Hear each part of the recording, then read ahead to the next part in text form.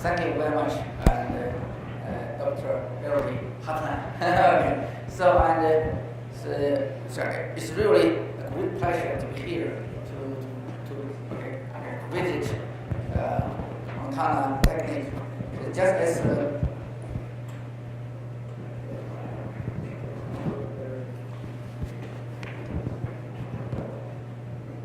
thank you very much. So just as Beverly mentioned, Beverly and the university's chancellor has visited Beijing. We met and at Tsinghua University. So we discussed we will have an annual meeting here. So and finally it happens. So it's really exciting. So and very much it's very impressive for us for the efficiency of the university here at Montana.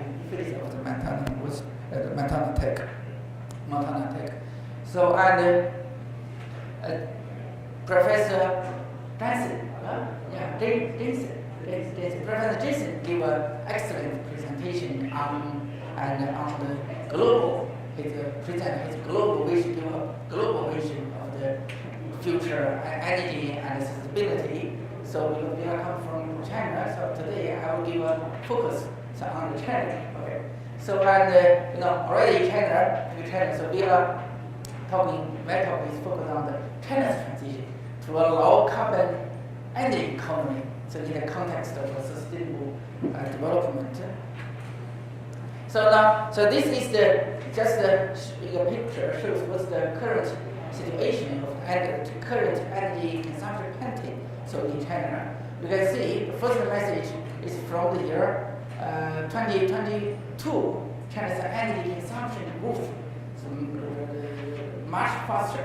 So it's largely related to the China's economic growth. So over the past 10 years, China's economic increase is about 11% per year on average, 11% on average, and so the economy is the primary driver for China's energy growth.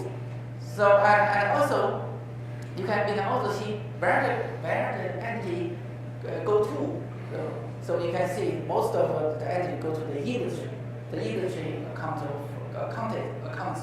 for approximately 70% of China's energy consumption. So and also from this picture you can also see that most of the energy comes from coal. So the coal is now it's about 65% of China's primary energy supply. So this is a big problem. So that makes us the largest carbon dioxide emitter in the world. Okay. So the coal has recently been, bleed very much. So it causes CO2 emission and also causes the local pollution, smoke. So it's a big headache for the major Chinese cities. So China has some try to balance the different priority to achieve a sustainable development. And as you know, so China we already the largest carbon dioxide emitter. We are under increased pressure to reduce or to control the carbon dioxide emission. So that means we have to manage the climate change issues. And also because of the energy consumption pattern, and there is recently there is China, the major cities like Beijing and Shanghai suffered serious air pollution. So it's the PM 2.5 become a major concern. So and also the threats to the people, so the people, the life of the people. And China really another addressing the local pollution become a top priority. So the central government and also the city government. At the same time, China. So we are already second largest economy, but we still have more than 70 million people living in per life. That means it's poverty population is still very large. Poverty population is over 70 million people. So that means some people will be rich, some people very poor. That's a big community people. So we need to help them to get rid of poverty. So that in this context, China needs to keep the economic growth. So that is also like China's priority. And also at the same time, so because we China, so we need to modernize China's industry. So the industry is a big, is a primary driver for China's economic growth for the past 2 decades. But right now, it seems the service sector becomes more and more important. And also, so in the industry sector, so because there is a very energy intensive, the costs a lot of, it's also a major source for the local pollution and also the CO2 emission. So that means we need to upgrade the Chinese industry. So you see, so these are the 4 priorities. There is a number of priorities. So here I just list 4. But for the 4, you can see these 4 priorities are not inconsistent. So themselves. So sometimes there are some conflicts. So then how to balance this. So it's a key issue for the Chinese government. But that's why President Xi raised a concept is the energy revolution. So through energy revolution, so we can break these problems. We can manage these challenges. So according to President Xi's energy paradigm, so it's have a 4 revolution. So energy revolution consists of energy consumption revolution. That means China needs to control or to the total energy consumption. We cannot let the energy consumption grow as basic as in Europe. So they need to control it, to cap it. So it's the key point. And also the energy production revolution. So before China produced a lot of coal, and also we try to produce oil as much as possible because the oil consumption increased very quick, and we have to import a large amount of oil. So it's raised the problem of energy security. So in this context, China also try to produce oil as much as possible, and also natural gas and also natural. But for the energy revolution, so that means China needed to pay much attention to produce great importance to the unconventional resources such as shale gas and also renewable energy, the solar, wind, and the biomass. So this is what's the concept of energy production revolution.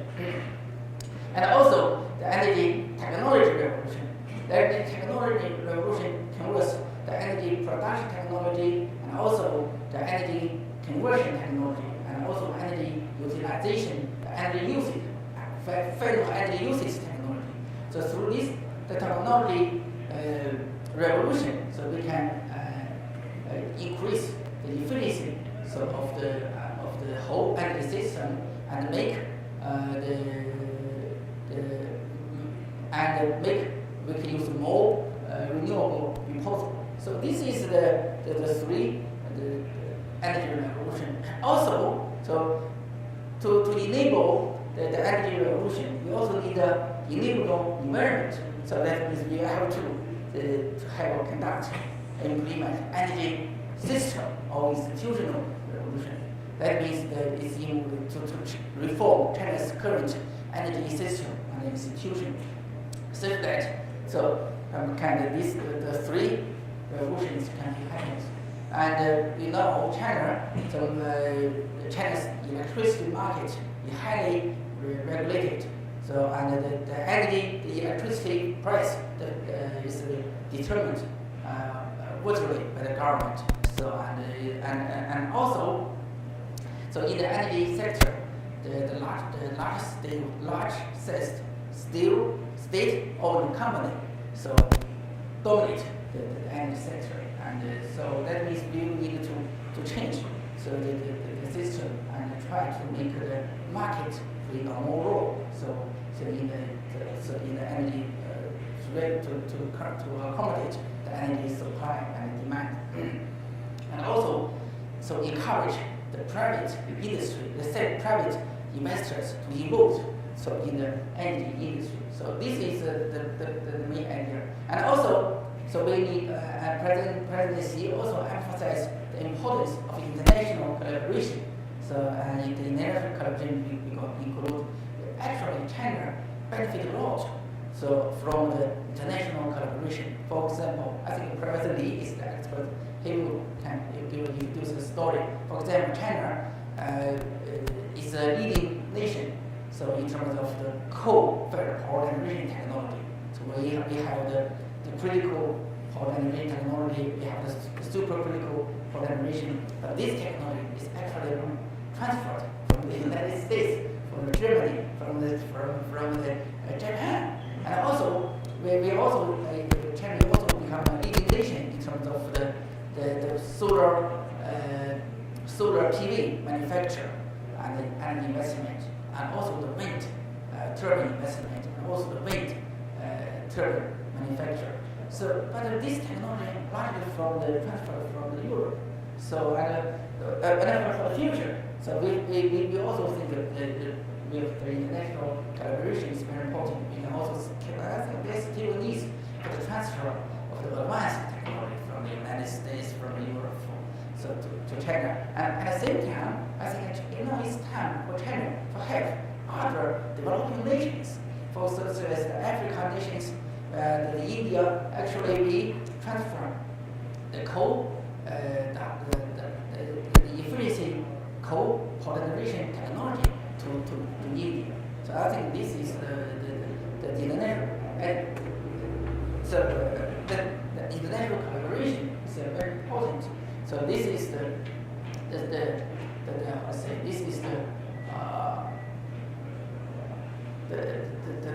paradigm so of President Xi. He raised the concept, but actually how to actually implement it, translate into this concept into policy action. So we need to understand, we need to formulate what's the targets and what's the possible pathways to achieve this transition. So this is so we to present this, we do some analysis. So we do some analysis. Then I will give you some. Here, so I will use this opportunity to show some of our analysis results. The first, just as mentioned, I think China's still as a developing nation, China needed to maintain economic growth. So this is also one primary strategy or priority of the government. So you can see over the past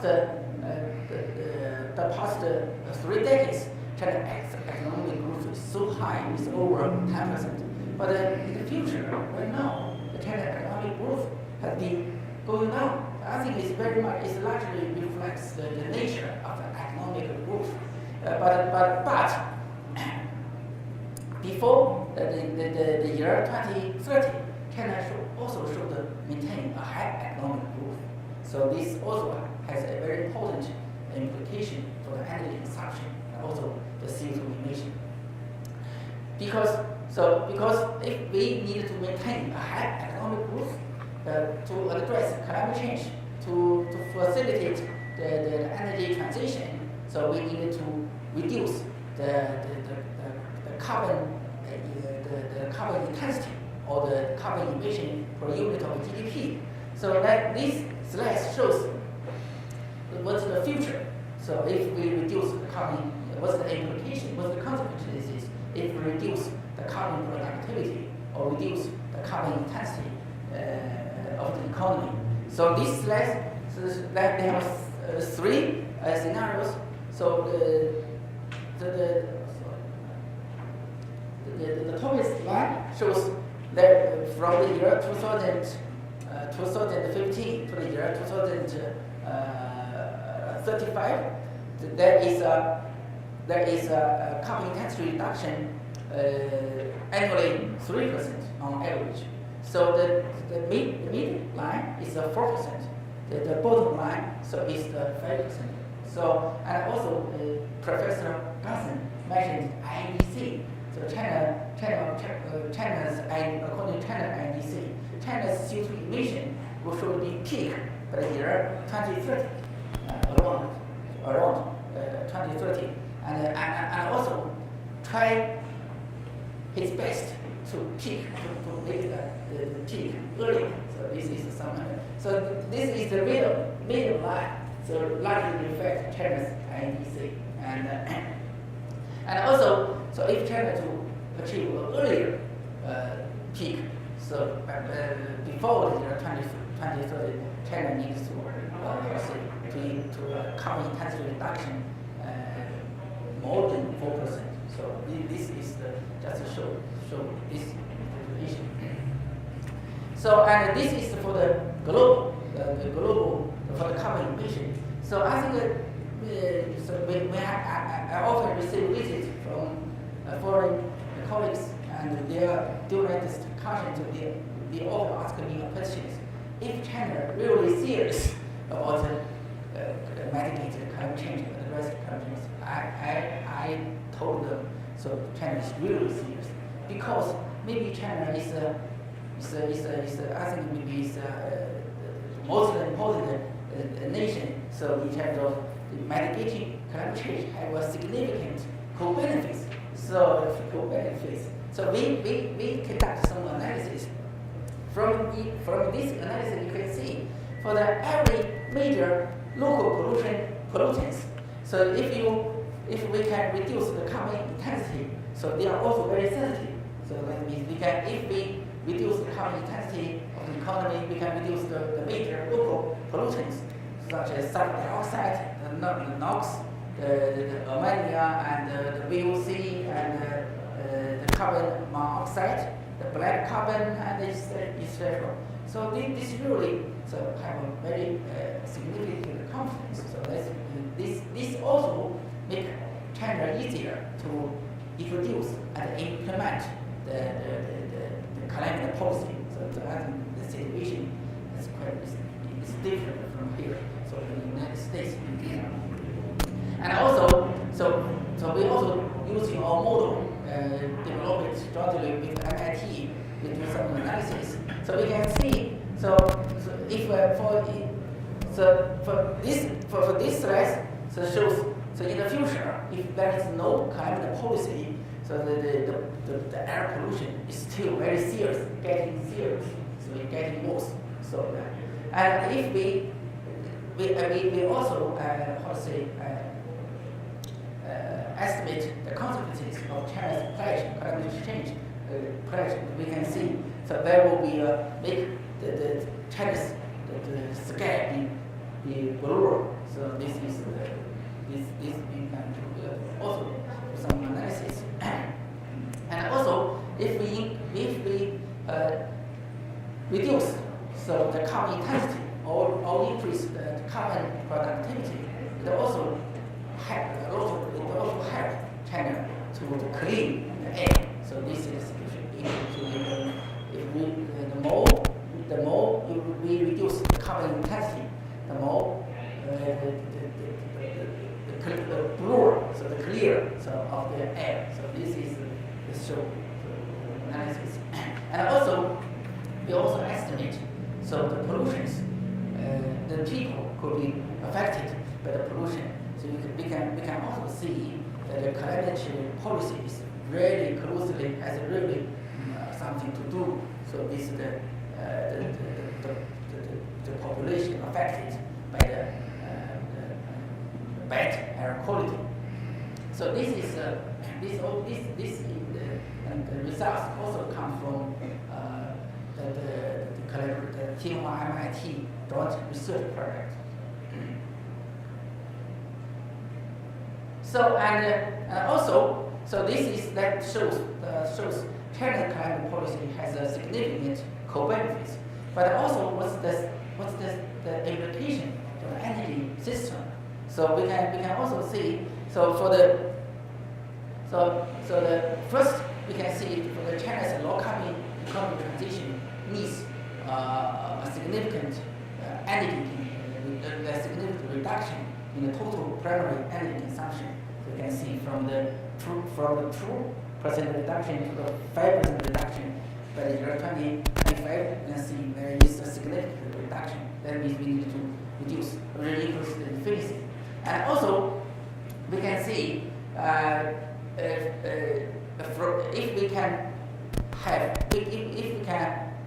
we have the peaking earlier, we also need to the China's coal needed to be level off. Okay, level off. So and by the year right now, and also there will be a significant reduction after year 2020. And also all the energy, the increased energy demand should be met by the non-fossil fuels, nuclear plus renewable after the year 2025. So this is the situation. So we also give us some estimation. So the increased renewable energy, renewable supply, the size of the increased renewable supply by the year 2030. So it will be equivalent to the current total consumption of Japan. And also the increased wind, nuclear, and solar PV generation capacity is the size could be currently the size of the United States, the current power generation capacity of the whole United States. So that means that there is a significant need to take significant efforts. And also this slide shows so how it happens. So that means that energy transition cannot be achieved autonomously. So we need a strong public intervention. So particularly to achieve a very deep carbon transition. So there is a need a very high carbon price. So it will be by the year 2030, the energy price will be as high as $70 per ton. So it is very, very high. So this is some of the results. So and the very also the preliminary analysis results we have been done. So from the MIT Tsinghua collaboration project. So we can also see. So I think it's a very amazing collaboration project. So actually this project can happen is only because due to the support of Dr. Ernie Moniz. So at that time, he's still an MIT professor. Right now, he's secretary. And also, it's very interesting. The primary collaborator of us is Dr. Valerie Kaplis. So he's Valerie's niece. MIT now she's an assistant professor at Zhang School. So I think it's very interesting. So we formed this project. So we formed one united research team, and also, but in terms of the sponsors, they are separate, but we have the same team. So we draw the public papers, so in very good journals, and also my students go to the MIT.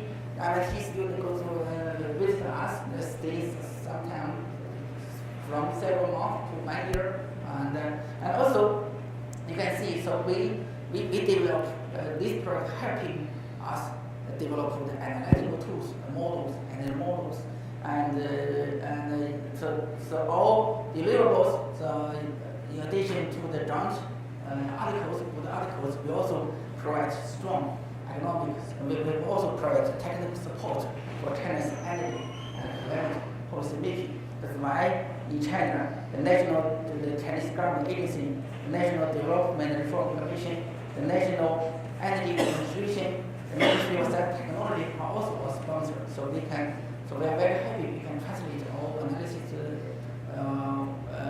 findings into feed into the policy making process. So I think my time is all for my presentation.